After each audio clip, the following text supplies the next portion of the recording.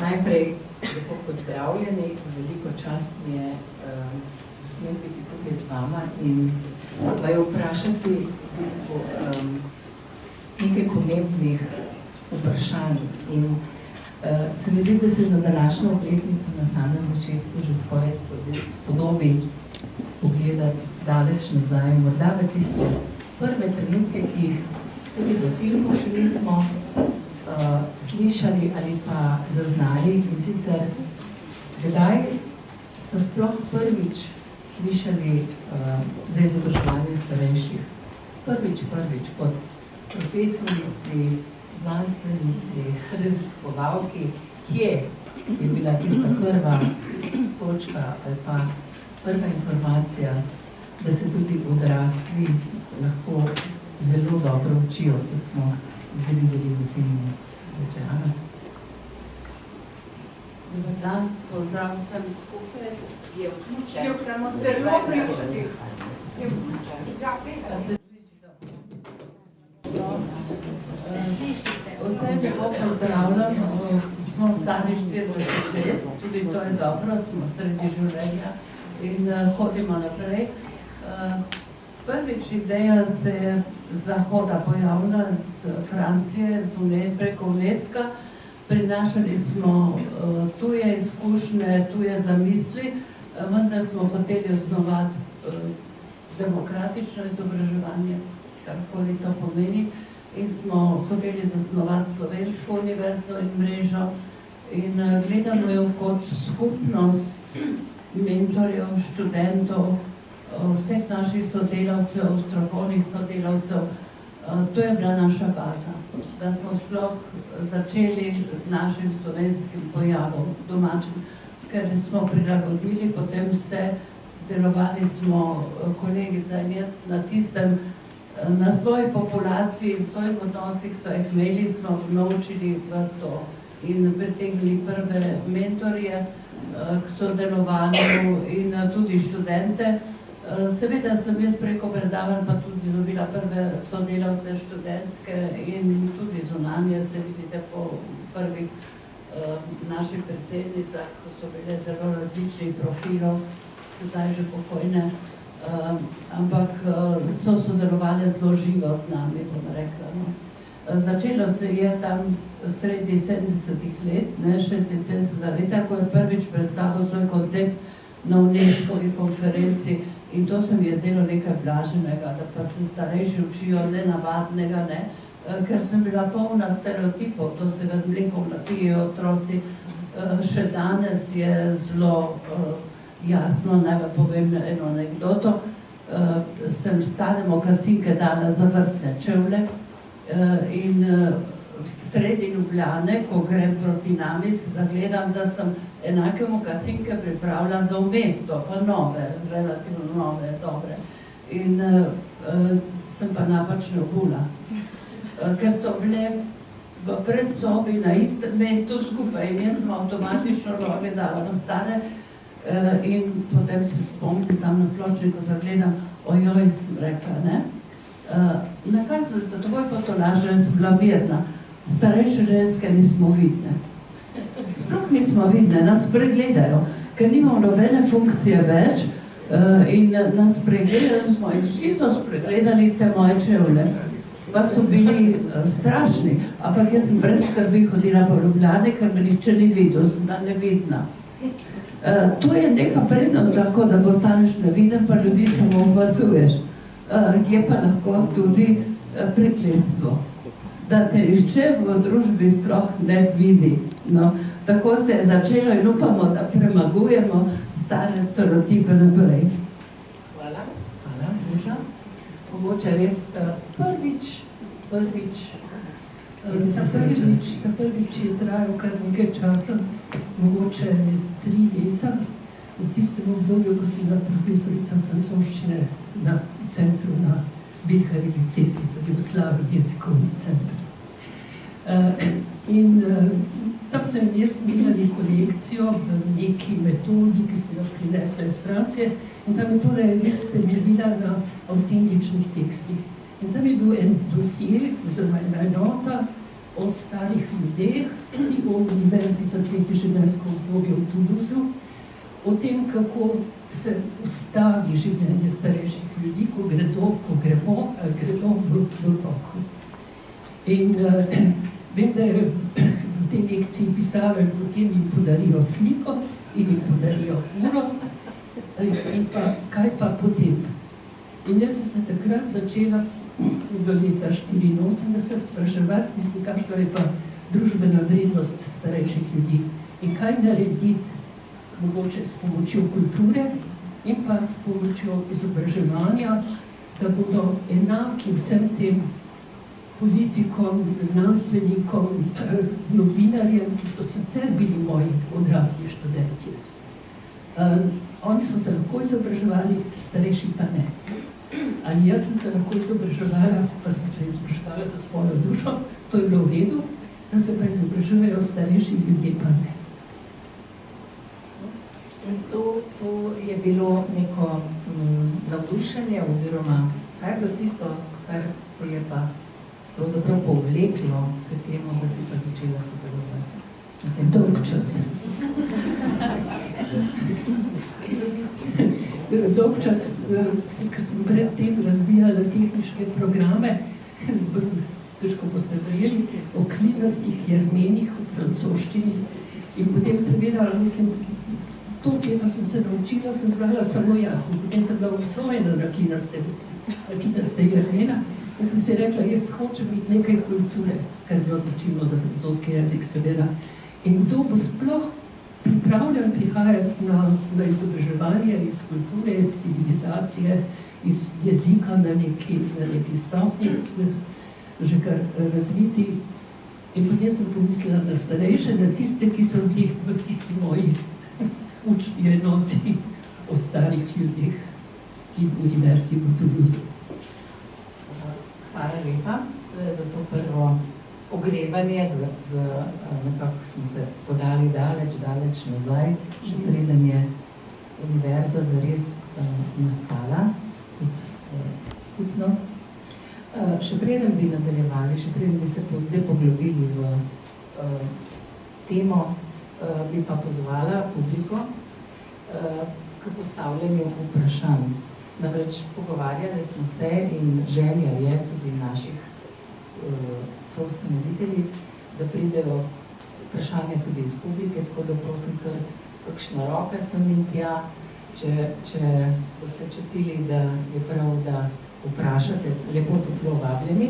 Ampak zdaj, zato, da se malo zagrejemo, bom zdaj jaz postavila seveda tisto klasično vprašanje, kako pa se je rodila seveda ta naša skupnost. Kdaj, kako je to nastalo? Mogoče ne, potem Ja, veste, ko že par let predavate in govorite tudi o izobraževanju starejših, me je novica o tem, da imamo v Sloveniji prvi študijski krožek v Viliharjevem centru za tuje jezike, prijetno presenetila in takoj sem prosila za telefon in stik in mislim, da je tu bil začetek univerze. Ravno okoličina, da je na dveh straneh začela praksa in teorija je bila pripravljena to prevzeti za nov koncept slovenske mreže. Jaz se mogoče spomnila, da si takrat pripravljala eno vse slovensko srečanje v Cankarjevem domu na temo izobraževanja odraslih. Potem si me prosila, da je nekaj tudi o izobraževanju starejših. Vsega sem videla, da je bilo iz Unescovega drugega načrta za izobraževanja za vse. In za vse razsežnosti. Ampak včasih tudi nenavadna vprašanja dajo misli človeku in gre naprej. Ja. Tako smo gradili brez konkretnih izkušenj, ker nobenih ni imel. Smo aplicirali andragoško teorijo, ker so tudi starejši del odraslih. Veste, dolgo živa družba ima po upokojitvi že 30-40 let vsak življenje. In ni malo obdobje, včasih je daljše kot delovno obdobje. In ne moremo v Sloveniji govoriti o vseživljenjskem izobraževanju, če ne govorimo tudi o zadnjih 30-40 letih. Veste, kaj naši študenti boste potrdili ali pa ne predsednice in prisotni. Mislim, da smo veliko uspeli v teh 40 letih predvsem zgraditi našo skupnost. In mi se srečamo kot prijatelji. Medvedstvo se srečevali kot prijatelji, ni prepovedano, ni korupcija. Smo se srečevali in ustvarjali tudi v nedeljah, tudi ob večerih. Ko smo imeli čas, po službi smo pa zvečer še izobraževanje starejših ustvarjali in gnali nek sistem, ki bom rekla, nismo niti se zavedali, na kako človeško potrebo smo naleteli. Prijave so padale, mreža se je širila in imeti mrežo 55 društev ali v okviru nekih ustanov v Sloveniji, to je velika stvar. Mi, ko pošljemo anketo ven, mi vse raziskujemo brezplačno. Ko pošljemo anketo ven, gre anketa, pride tudi nazaj. Je odziv. Je odziv. Kar se odzivov tiče, recimo nas je zelo presenetilo, ker smo seveda tudi sami žrtve stereotipov, da smo na 800 vprašalnikov, ki smo jih poslali o računalniškem programiranju za starejše, o odnosu do računalniškega programiranja, to je bilo v projektu Srebrna koda, dobili več kot 600 odgovorov s pripisom, to pa je čudovita ideja. To se pravi, mi sami smo imeli nekaj teh stereotipnih dvomov, ali tehnologija na tej ravni kodiranja pripada vsem generacijam. In potem seveda so prišli naši študentje, ki so vedeli veliko več, kot sem recimo vedela jaz, ker so se seveda nekateri s kodiranjem že ukvarjali. Tako daleč grejo ti stereotipi. Ko greš v pokoj, pa tistega svojega profesionalnega znanja več nimaš, oziroma ti ga družba ne pripisuje. No, to pa je krasna iztočnica zdaj za v bistvu malo bolj poglobljeno vprašanje, pravzaprav učenje, povezovanje, sodelovanje. Ta slogan pravzaprav že kaže na program, na koncept. In ta visok jubilej, 40 let, je pravzaprav ena taka primerna doba za celovit razvoj, v bistvu od nekih prvih poporodnih težav, ne pa mogoče nekih začetkov, ki morda niso bili čisto strukturirani, skozi neko, lahko rečemo, otroštvo neke skupnosti, pa malo pubertete, pa vse do resnih korakov v socialni kontekst, se pravi v družbo. In nekako po 40 letih pravimo, da je človek zares zmožen nastopiti suvereno in polno. In tako seveda pričakujemo, mislimo, smo prepričani, da je tudi naša skupnost dozorela.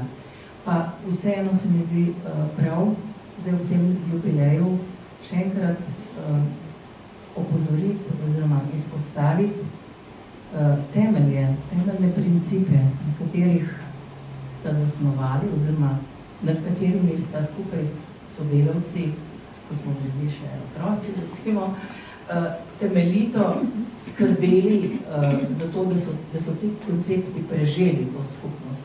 In res prosila za en tak pogled, kaj so bila tista najbolj pomembna izhodišča za skupnost kot tako, mogoče najprej Ana in Duša. Jaz prišla nazaj na današnji govor, ki smo ga slišali od gospe Dolganove, pravi o diadi, o dveh stvareh. In ne smemo pozabiti, da človek od rojstva do smrti se uči. Ali mu to dovoli družba ali ne. Se uči v danih pogojih, kolikor ima možnost se uči. Ampak je rojen za učenje in za delovanje. In to naša zakonodaja ne upošteva. In potem vidite še ne, kako vas omejujejo zakoni. Ne smete, ne morete upokojenci še delati. Umirate na obroke ali pa delujete. In ne dajte se umirati, ne predati se. To smo učenje in delovanje sta naši imanentni funkciji človeški. In morajo trajati vse življenje, kontinuirano. Seveda pod drugimi paradigmami v tretjem življenjskem obdobju.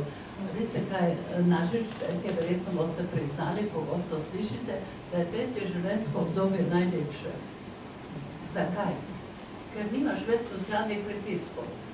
Te družbe zločijo, ampak nimaš nobenega socialnega pritiska, nobene obveznosti. Sam sebe končno enkrat poslužaš. Prej te vsi zgajajo, je socializacija, primarna, sekundarna, terciarna na delu, imaš nekega šefa, ki ti te socializira pri delu in tako dalje. In če v tretjem življenjskem obdobju pa nič. Hvala. Ja, v tretjem življenjskem obdobju smo mogoče ne videti, ampak brez socialnih pritiskov, kot si rekla. Mislim, da seveda Ana je izhajala iz teorij, jaz sem izhajala iz enega občutenja svojih študentov, opazovanja in meni se je zdelo, da je to delovanje, torej da človek ne more biti samo učenec. To je potem čisto ločena funkcija in recimo zadnje leto imam navado pisati, da so starejši, da želijo biti achievers, se pravi tisti, ki nekaj dosežejo, ki ustvarijo neko delo, ki odmeva v okolju, ki je pomembno tudi za druge ljudi, ne samo za njih same. Torej, glede učenja, recimo v tistem prvem začetnem obdobju, to učenje je potekalo po programu, ki sem ga jaz nekako sproti pisala iz tez, ki so jih oblikovali moji študentje. Tisto, kar sem opazila glede njihovega odnosa do starosti, glede položaja v družbi, glede nekega optimalnega položaja, ki sem ga sama zamislila, vse to je potem prišlo v izobraževalni program v francoskem jeziku, seveda, ampak mi smo začeli delovati. In smo delovali znotraj skupnosti, ti naši študenti so bili prisotni na vseh javnih dogodkih, da so bili še tako stereotipni, ampak ker so jim tam povedali, vi ste pa res izjemni, pa so bili pravzaprav čisto navadni ljudje, ki jim je bilo omogočeno torej učiti se in delovati in hkrati učiti se odnosov medsebojne odgovornosti. In to, kar se je dogajalo v študijski skupini, se je potem tudi preneslo v okolje in je postavila teza univerze za tretje življenjsko obdobje, ki jo da potem Ana razvijala po svoje in nastali so študijski krožki, kjer je pa to delovanje seveda že v lokalnem okolju prisotno. Jaz bi k temu, kar kolegica pravi, tudi dodala, da recimo, če gledamo našo prakso, če gledamo recimo vse štrajke in tako dalje, ki trajajo kot vidite kar dolgo, sem predlagala v zdravstvu, da uporabijo armado naših prostovoljcev, da delujejo za koristno dobro. Zakaj? Ker sem izhajala pa iz prakse. Moja leta je moja kartoteka že druga, zelo izrabljena, ima ogromno papirjev noter. In zdravnica ne dobi izvida v vsemi papirji, ker ima samo toliko minut od spiza dovoljeno biti s enim pacijentom. In išče izvid iz laboratorija, ga ne dobi. A ne bi bilo lepo, če bi ona povedala računalniku, kaj išče, če bi bilo digitalizirano zdravstvo in bi ona samo pogledala in bi videla moj izvid. Je rekla, veste, da nimam časa zdaj med temi papirji vse iskati. Ko sem ponudila nekemu centru, da začnejo pa oni digitalizirati, naši študenti digitalizirati materijale, ki ležijo v mapah. Ne? Da se digitalizira zdravstvo, zato potrebna cela armada ljudi, se mora cela Slovenija digitalizirati. So pa rekli, so pa kar odstopili, ne? Kako bi pa prostovoljci lahko na to pa ne vemo, to pa ne. Ja. So nas zavrnili, ampak predlagati smo, mogoče bo kdaj to resničnost. Ja, spregovorili sta o stereotipih in tukaj bi morda bilo primerno reči nekaj o tem, ne, kako ideja postopno dozoreva. To so tvoje besede, Ana, ki si jih nekje zapisala. Se pravi, ideja postopno dozoreva, to pomeni, stereotipe se postopno odpravlja oziroma, kako bi rekla, se soočamo v družbi z njimi. A bi nam morda lahko nekaj več povedali o tem procesu, se pravi, kako se je ta ideja, te andragoški principi, koncept, pravzaprav, ki se je postopno začel kazati, kako se je pa to uspelo na eni strani obdržati, kljub stereotipom, in na drugi strani poglabljati, torej razvijati. Kaj vse je bilo potrebno v teh 40 letih, da to ni zamrlo, da ni postalo suha veja, ampak ena drevo, ki cveti, pa raste naprej. Bi rekla, predvsem se učiti, smo se tudi sami morali učiti. Vsaka dejavnost začne na neki koordinati. Ne moreš obstati na isti točki. Kot pravijo, publish or perish, publiciraj ali propadeš, tako velja tudi napreduj, imej nove ideje, nove programe, vsako leto nove, na neko področje se zberemo, se skoncentriramo in tudi na naših sejah sveta to povemo. Tudi danes popoldne bomo o tem govorili, kaj nas čaka letos in kaj priporočamo. Se pravi, ne morete na isti točki stagnirati razvoja, če nič ne napredujete, nazadujete. Zdrsne se navzdolž in potem greste v neznanje. Tu se trudimo. Duša, pred kratkim si objavila članek z naslovom Učijo se, torej so. Precej izzivalen naslov, kjer pa v bistvu razpravljaš o eni taki pomembni tematiki, kot je profesionalizacija izobraževanja starejših. In bi me zanimali zdaj, mogoče, če bi v tej smeri rekla, kako pravzaprav nekaj rezime, kako vidiš prihodnji razvoj tega področja, oziroma katere so tiste ključne dileme področja samega. Če pa je kakšno vprašanje, pa iz publike, pa se kar počasi javite, prosim. Kot je Zoran prej omenil, da pravzaprav ne pozna podobnih primerov v Evropi, tako jih tudi jaz ne poznam. In mislim, da tisto, kar je specifično za Univerzo za tretje življenjsko obdobje, je, da so jo ustanovili andragogi in ljudje, ki so bili globoko v izobraževanju odraslih, pa potem seveda tudi starejših. To se mi zdi zelo pomembno in ključno. Potem pa koncept, ki ga je Ana začela razvijati takoj na začetku. Ob izobraževanju starejših je začela teči tudi profesionalizacija, to se pravi izobraževanje mentorjev, izobraževanje vseh, ki se kakorkoli dotikajo vprašanj starejših. In mislim, da smo skozi leta potem šli tudi, dobro smo ostali pri izobraževanju vsekakor, ampak smo to izobraževanje tudi povezovali s tako imenovanimi pojavi prvega reda. Tistimi pojavi, ki jih ponavadi omenjamo, ko govorimo o starih ljudeh. Recimo duševno zdravje, pa mogoče tudi plačano delo. Ti najrazličnejši problemi, ki se pojavljajo in ki jih potem poskušamo v izobraževalne programe spreminjati. Mogoče bi povedala in res tudi zahvala na tem mestu za vse predavatelje, ki jih ni tukaj, ampak da smo izpeljali to enoletni program, smo morali zelo načrtovati, predvsem, da ne spi, nimajo obveznosti, da spijo v Ljubljani, je bil enodneven.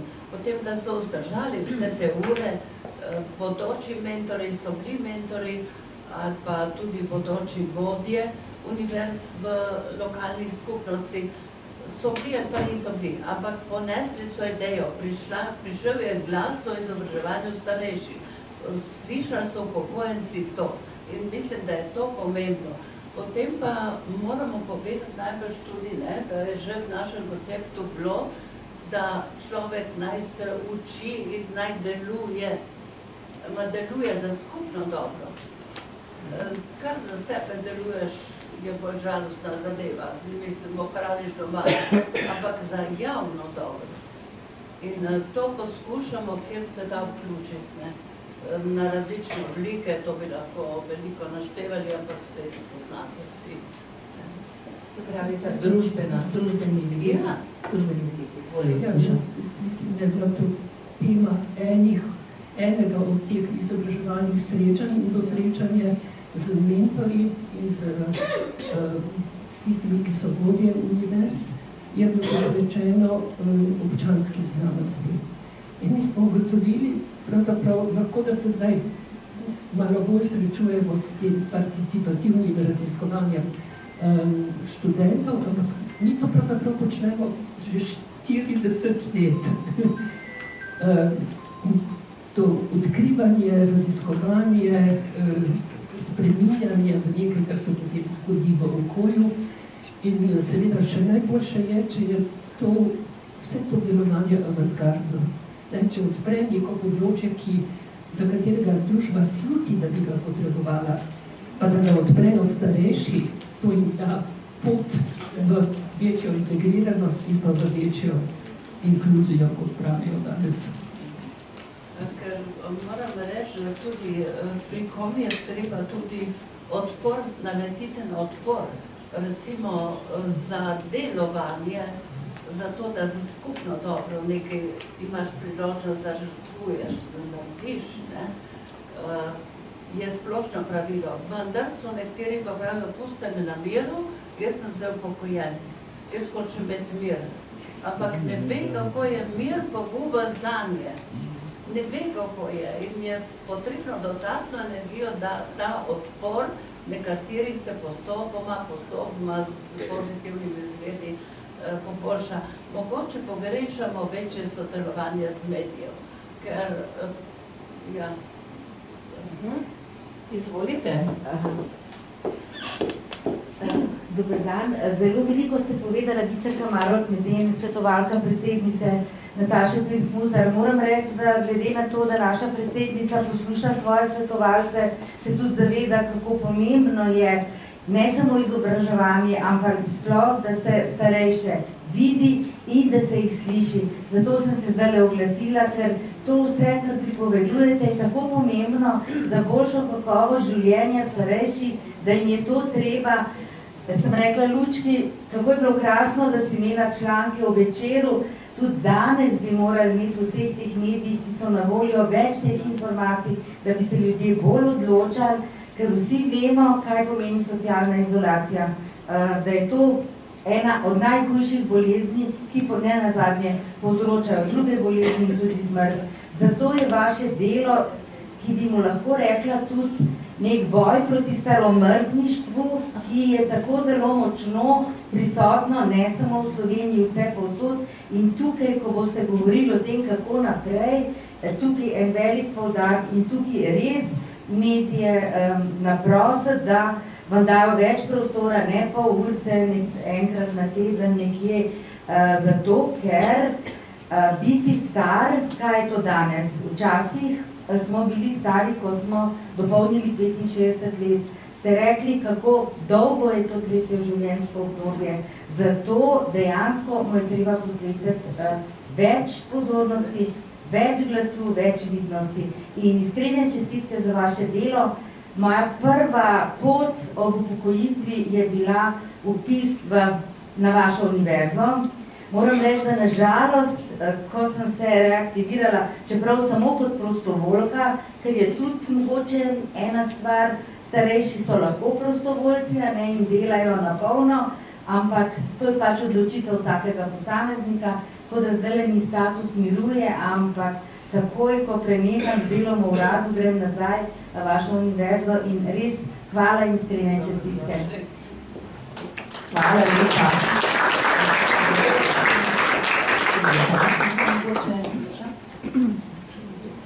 Hvala lepa. Naredimo, kar moramo za diskusijo. Res starejši mislim, da moramo biti tudi vidni, ker ostalim generacijam pomagamo. Pride do druge razporeditve obveznosti družbenih, če so starejši prisotni, ali pa doma umirajo na obroke. Kar še ne boli, pa ga bo bolelo.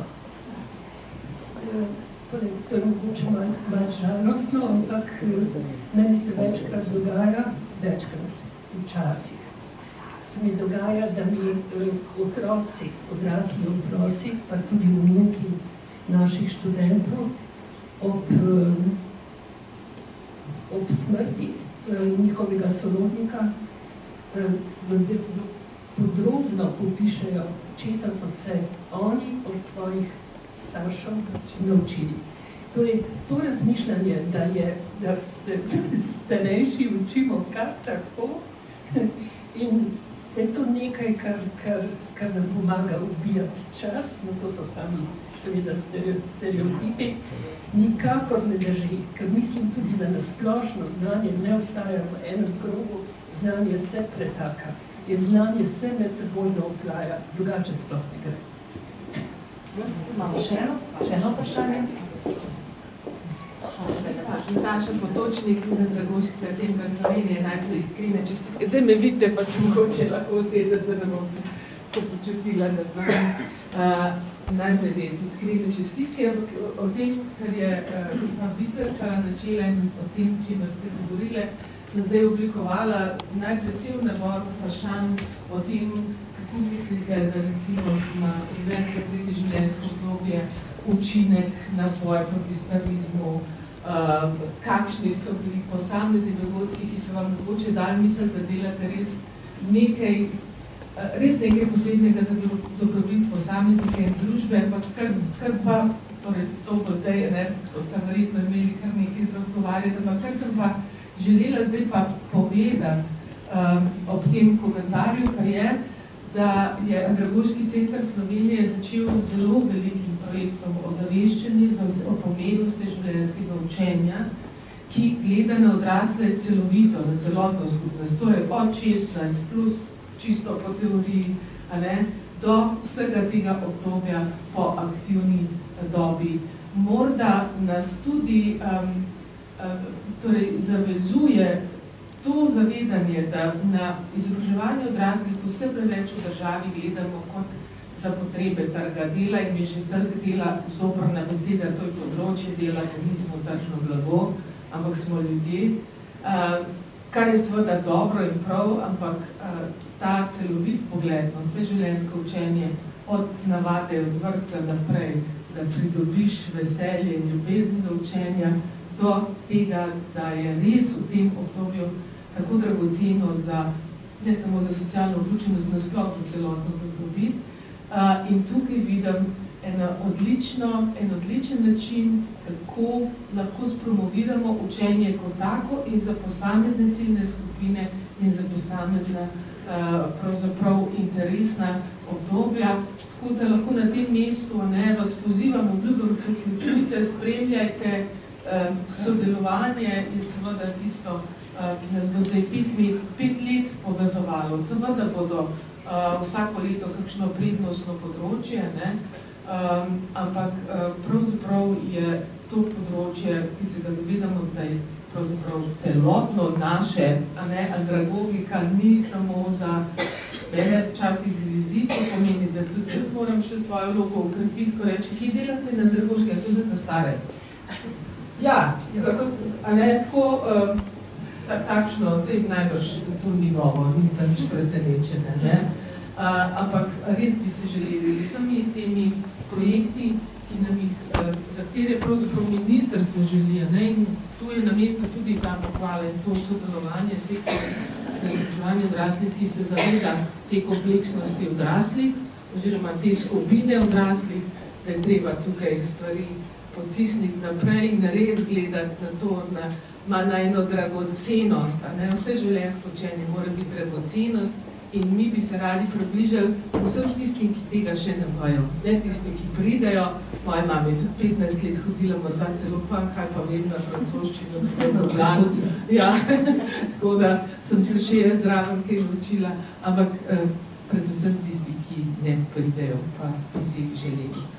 Se opravičujem, da sem dolgo. Hvala lepa. Mogoče bi dopolnila, da skušamo razvoj slediti z mednarodnimi organizacijami za izobraževanje odraslih. In sodelujemo z vsemi mednarodnimi, 3-4 mednarodnimi organizacijami, kjer pa govorijo nekatere stvari, ki jih mi ne moramo še objaviti, direktno nismo na tej stopni razvoja. Recimo, vesela starost, zadovoljna starost, zdrava starost. To spravi, da imaš prave odnose, da se povežeš z ljudmi, da greš iz družbene osamljenosti v družbo nazaj. Zdaj, mi naše študente poskušamo potegniti nazaj, ampak če gledamo na vse upokojence, pa niso. Mi smo v Zvezi upokojencev tudi ponudili uslugo, da vsako društvo ima svojega mentorja v odboru, v ožjem vodstvu društva, ki bi skrbel za izobraževanje upokojencev. Ni izobraževanje samo iz knjig, je izobraževanje tudi neformalno. In pri tem, ko govorimo, je ena velika past, ko govorimo o vseživljenjskem izobraževanju. Mi predvidevamo, da vsak človek napravi prehod od poučevanja k samostojnemu učenju.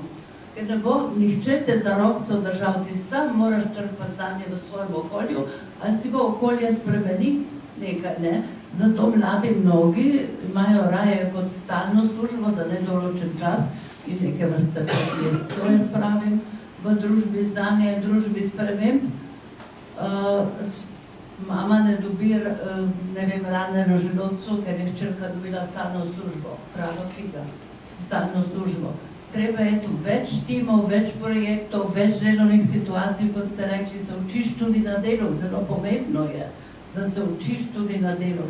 Ampak učiš se pod pogojem, da od poučevanja, od šole, preideš na samostojno učenje. Tisti je deležen vseživljenjskega izobraževanja in se lahko sam uči, kadar hoče. Po noči, ali zjutraj, ali popoldne, ali kadar hoče. In kadar ima časa. Zdaj seveda, ko nam je Ivan Ilič 76. leta v prejšnjem stoletju objavil knjigo Razšolana in zašolana družba, nisem vedela, kaj je to. Zašolana družba, ampak kako si jo predstavljaš? Vse mi nikoli nimamo dovolj šol, bi radi imeli še več, pa bi radi imeli drugačne še, pa bi radi imeli dopisno izobraževanje, pa nimamo. On pa piše knjigo o zašolani družbi, ampak mi je bilo vse jasno. Ko sem na enem svojih predavanj, prvi drugi letnik je imel v isti predavalnici predavanja uvod, sem omenila Vido Tomšič. V kabinetu smo se pogovarjali o tujkah, pa sem rekla, moram pomisliti, zdaj na predavanju sem pomislila, ali kdo pozna Vido Tomšič. Ko jaz kar naprej govorim o statusu ženski in tako dalje, naše generacije. In današnjem statusu žensk, svetovnem statusu, ki je dosti manipuliran, ampak pustiva to. Vprašam, kdo pa je Vida Tomšič? 120 študentov, popolna tišina. In tam sredi publike se oglasi korajžno dekle in reče, pri katerem predmetu bi pa mi morali zvedeti o tej gospej. Mi je bilo vse jasno, kaj je zašolana družba. Ker so izgubili otroštvo in mladost zato, da so hodili v šolo, da so dobili točke.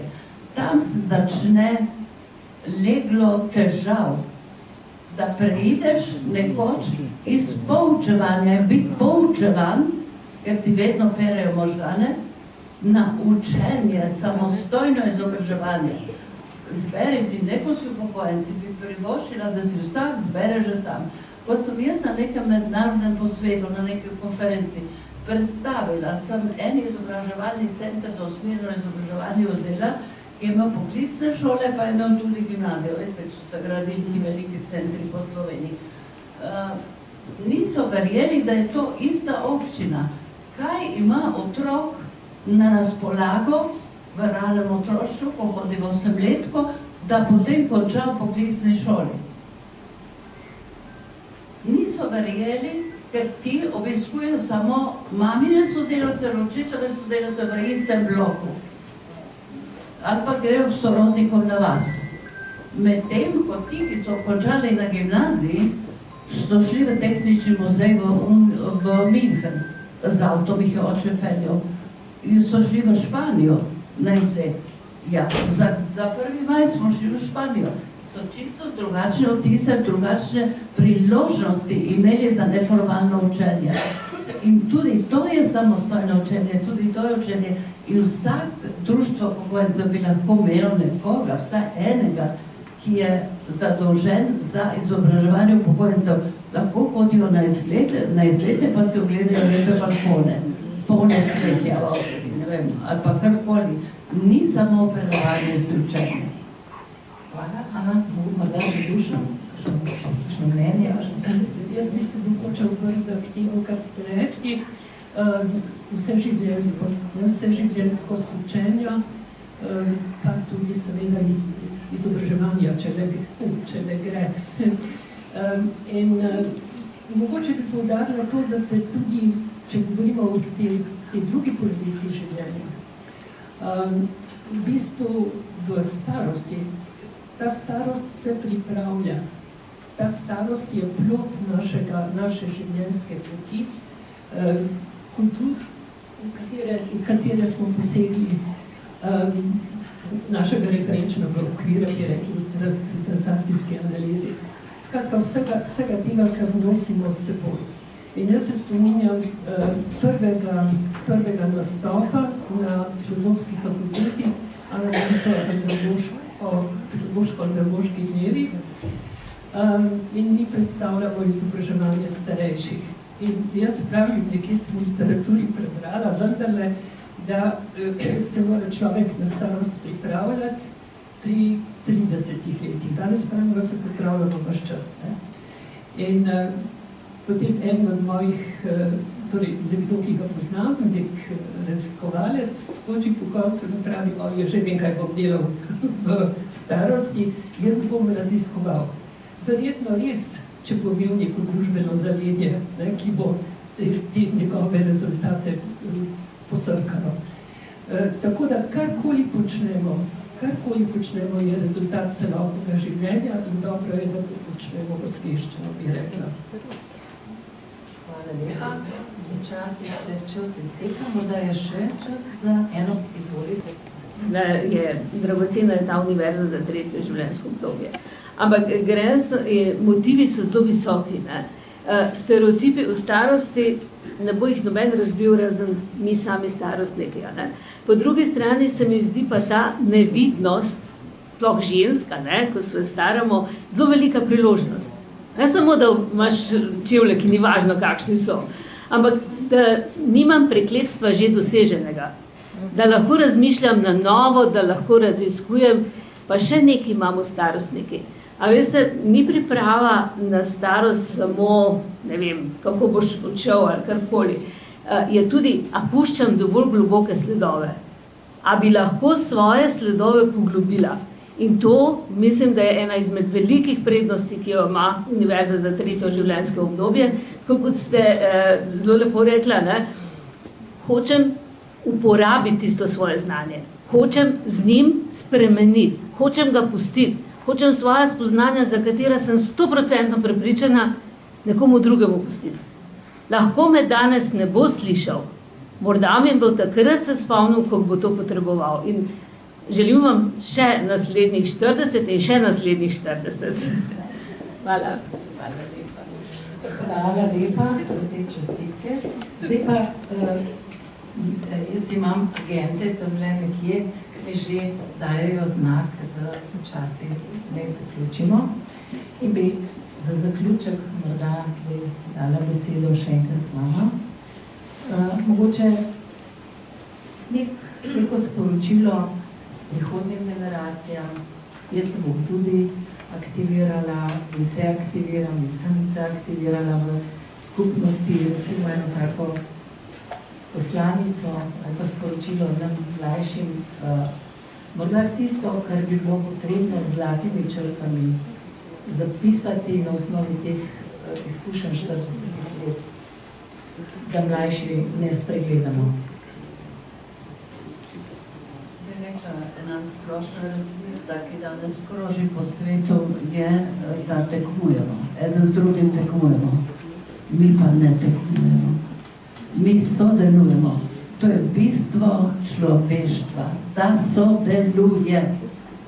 Pri nas razredi v šoli morajo tekmovati. Če bo imeli dovolj točk, da grejo naprej v srednjo šolo, v gimnazijo. Ali pa mu povejo, da je slab. A veste, kakšna čustvena zagata za celo življenje, negativna identifikacija. Zakaj ne pošiljamo odličnakov na gimnazije? Pošiljamo na gimnazije, ja, seveda. Nepropustno sami odličnaki grejo naprej, ker imajo dovolj točk. To so neuporabni ljudje, to so zašolani ljudje. Zakaj ne pošiljamo poklicne šole odličnjakov tam, ker hočejo iti? Poklicne, naj si izbira svoje. Profesor Garfenauer je bil na filozofski akademik in je rekel, jaz še v gimnazijo ne bi prišel v današnjem stanju, ker sem bil dober, ker me je zanimala vedno zgodovina, ker me oče za to navdušil. Družinska situacija, individualnost, posebnost. In drugo, ne vzemimo si pravice in načina delovanja, kot je ptica letena za letenje, in ne moremo perutnic porezati, zato da ne bo letela, ker jo ubijemo. Tako pa človeka, učenje in delovanje vse življenje. To mogoče, to je naš globalni cilj. Hvala, Ana. Duša?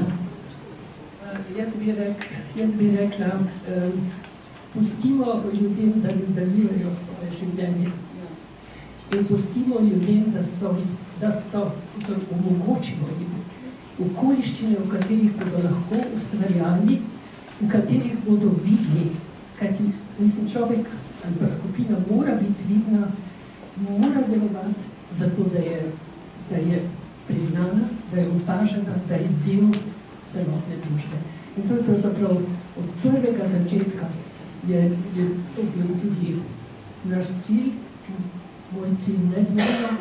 Jaz vem, da sem na samem začetku že pisala, da se človek z izobraževanjem, rekli smo takrat v 3. življenjskem obdobju, osvobaja izpod pritiska stereotipov in družbenega paternalizma.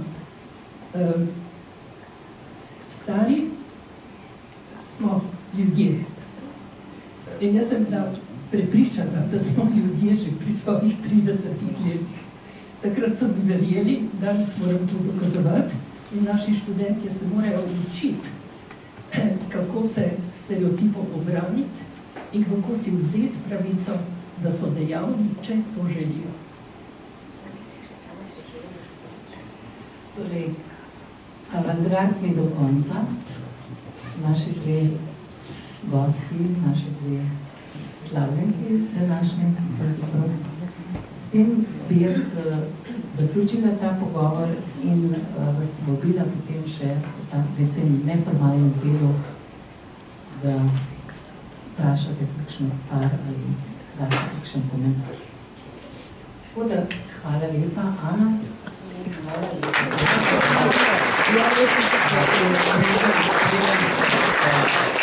Premaknemo in gremo na kavo in na druženje.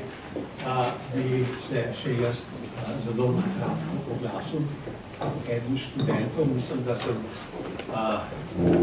edini danes, ki se je kot aktivni študent se bom oglasil in ne samo to, da predajam vam, Ana,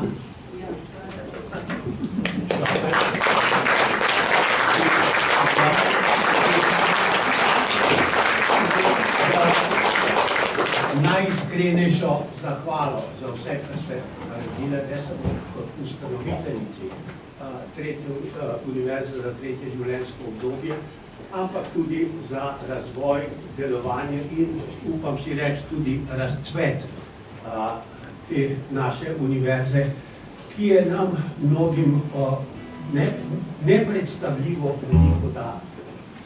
To se šele v bistvu, da tako rečem, pri nas študentih vidi.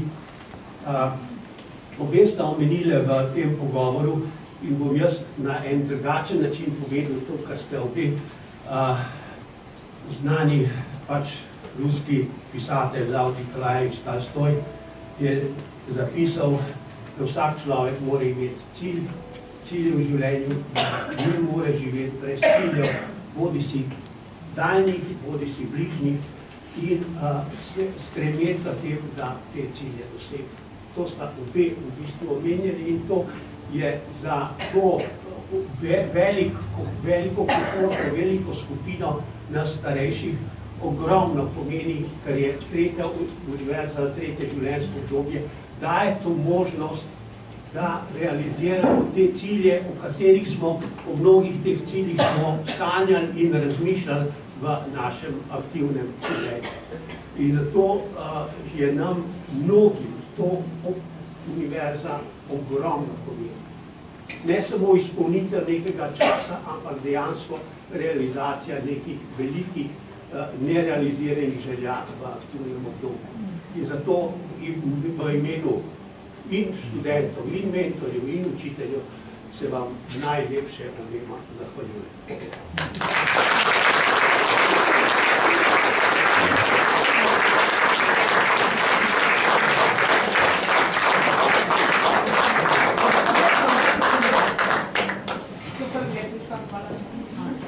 Zdi se, da treba vse na druge posneti.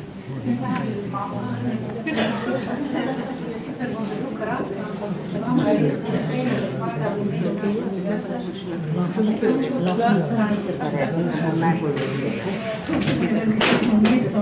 moram reči, da z vašo pomočjo, z vašim mentorstvom uspevamo, smo uspešni, mislim, da smo res zelo hvaležni za to vajno dolgo pot in seveda tudi za nadaljno pot, tako da iskrene čestitke za vse, kar ste naredili za nas, za naš univerze in seveda upanje in željo, da boste še zelo dolgo z nami, zelo uspešno in da bomo tudi mi to vaše znanje, vse ste nam velike mentorce prenesli tudi v naše sredine. Po z enim majhnim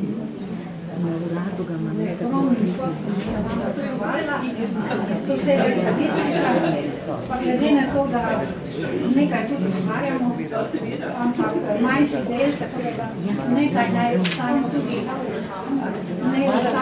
sama spomin na univerzo, tako da še enkrat iskrene čestitke, veliko uspeha in upam, da bomo se še vse veliko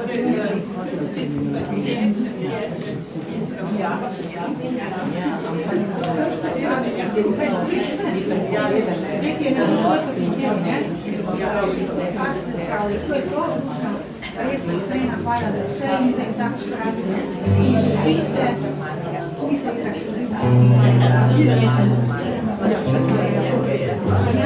čestitke tudi preko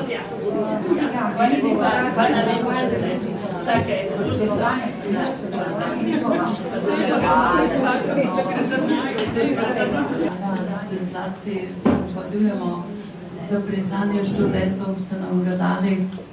Hvala lepa vsem univerzam, se smo vsi prijatelji, ampak na enem podsvetu se ne da vse povedati. Mislim, da danes smo zelo malo govorili o medgeneracijskem sodelovanju. 40 let učite nekaj generacij. So ljudje, ki so 90 let stari študenti in so ljudje, ki so 64 let stari. 30 let razlike v starosti je tudi medgeneracijsko sodelovanje. Ampak zdaj mislim, med temi, ki smo upokojeni in tistimi, ki še delajo in tistimi, ki se šolajo, da pride neka solidarnost. Tu nam naš Erik Bern, teoretik ameriški, napisal nekaj knjig, pravi, če vidite uravnoteženega človeka, poglejte pod strop. tam nekje je babica in dedek. Zakaj? Jaz sem pa raziskovala, zakaj. Zato, ker babica in dedek dajejo dovoljenja, dajejo spodbude, da nekaj narediš in ti povejo pot, po kateri narediš, kaj je še boljše. In si uspešen in se oddahneš, sem lepo naredil, sem lepo povedal in te pohvalijo, znajo pohvaliti. Zato starši, mi pa zaposleni vedno in prezaposleni, mislimo, da moramo sam s kaznijo. Če plafuto nekomu prisoliš, znani ljudje, se pri nas oglašajo z represivno vzgojo. In je permisivna vzgoja še vedno psovka v Sloveniji. In glagol moram, so mi naši slavisti povedali, nima nikalne oblike. Moraš, pika. In to poskušamo starši socializirati svoje otroke, ker nimamo časa za kaj več, kot da povemo tisto, kar je nujno, kar moraš narediti, da čim prej zveš, kaj moraš v družbi narediti, da boš lahko v družbi živel. Eno in drugo, kombinacija vplivov, zato pa Erik Bern pravi, človeški podrastek, otroci imajo to srečo, je narava jih zavarovala 6 dušami, 6 ljudmi, ki bodo drugače reagirali. Ima 2 starša, nima samo enega, in ima 2 babici in ima 2 detka. To se pravi, teoretično 6 ljudi, če kdo prej ne umre. In eden in drugi in tretji, vse do 6 ljudi so tisti tvoji bližnji pomembni, ki te oblikujejo za prihodnost. Jabolko ne pade daleč od drevesa.